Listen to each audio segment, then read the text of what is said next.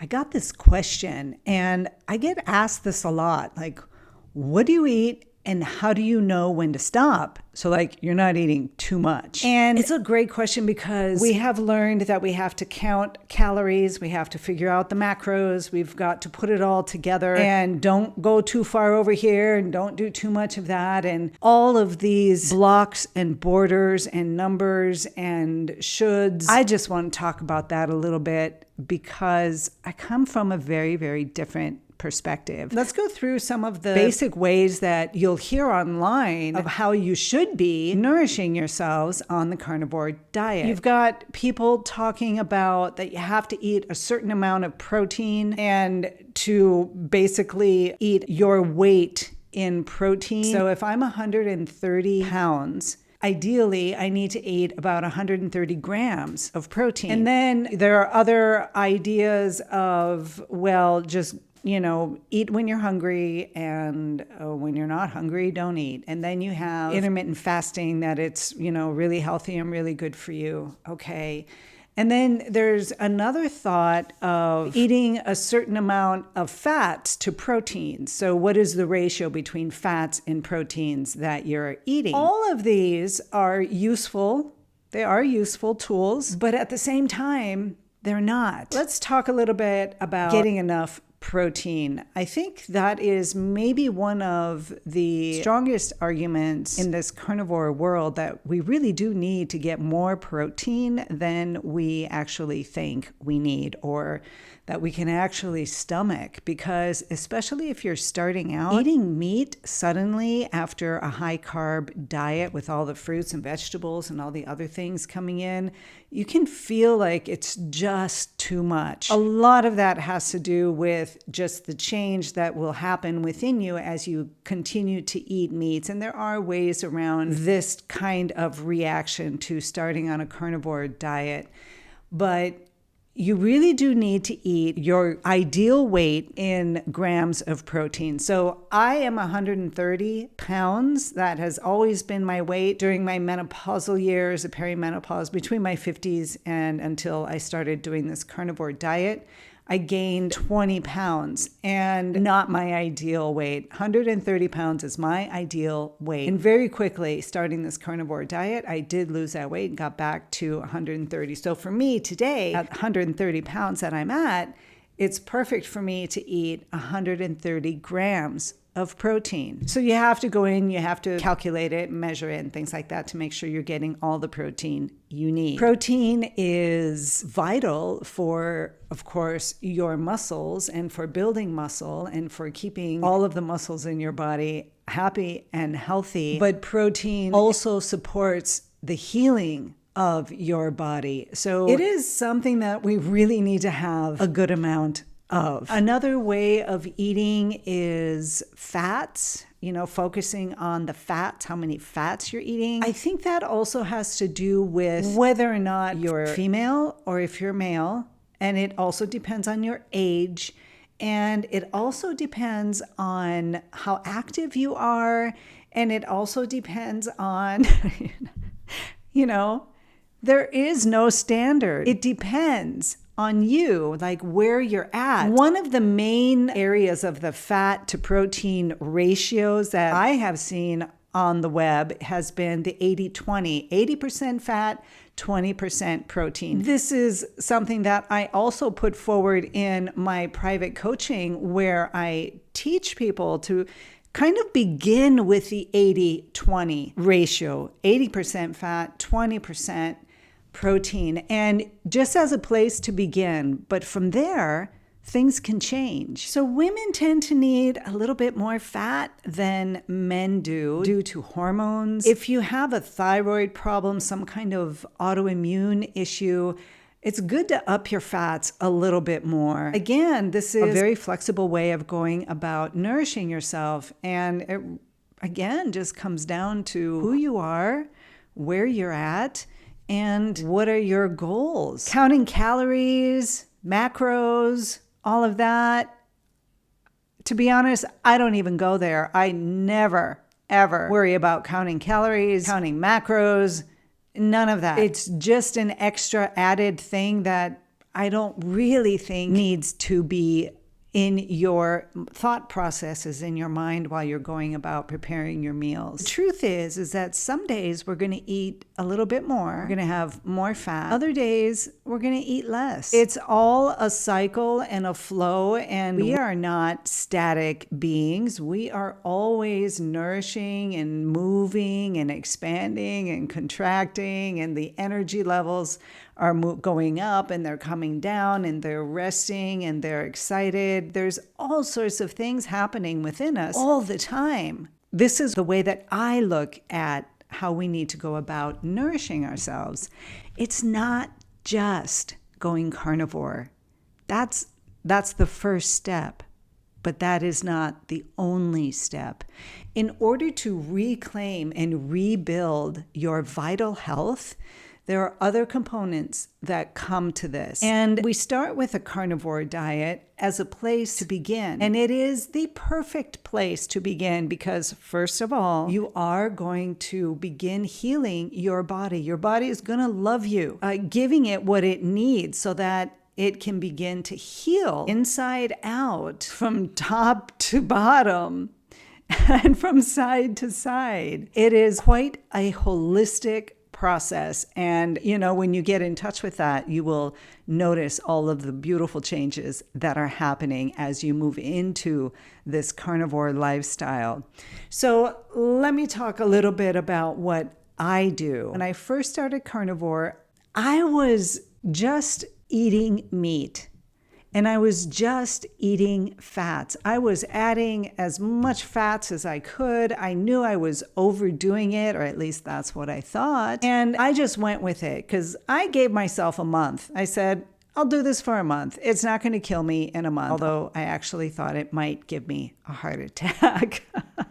But what I found was that I got beautifully connected to what my physical body was telling me. And that's the key. That is the key. That is the answer to your question. How do I know when to stop? So I'm worried that I might be eating too much. The truth is, you can never eat too much. It won't happen because when you come into contact with your authentic self, with this beautiful body of yours, you will know, you will begin to see, you will feel, you will hear the thoughts coming at you of, I'm satiated, this is enough. And you know how you can tell? You don't even have to do anything. You don't have to think about it. You don't have to do anything. All you need to do is prepare your meal and sit down and eat. And you want to know the fun thing about that? First of all, you're not counting any calories. Secondly, you're not worried about this, that, or the other thing. And thirdly, you're going to get up from the table fully satiated. It seems so simple because, you guys, living is meant to be simple. Being healthy is meant to be simple. There's nothing complicated about how you feel, about being healthy, about being vibrant, about being alive. There's really nothing difficult about it. I mean, the body is extravagantly complex, right? Which, we would call difficult because we don't understand everything that's going on in this body of ours. But how you approach your nourishment is really simple. And this is all it is. You cook your meal, you add your fats, add the fats, just put them on. So you sit down at your table and your mouth is watering, you're drooling. It's like, oh, this smells amazing. This smells amazing. And you start eating and it is amazing. And your body is going boom, boom, boom, boom, boom. It's just fantastic. And then after a time, you get halfway through your steak and you notice that it still tastes good, but not like it was in the beginning. It's not as delectable as it was in the beginning. And then you keep eating and you're filling up, and you come to this point where you take another bite and you're like, it's okay. It's lost its incredible flavor.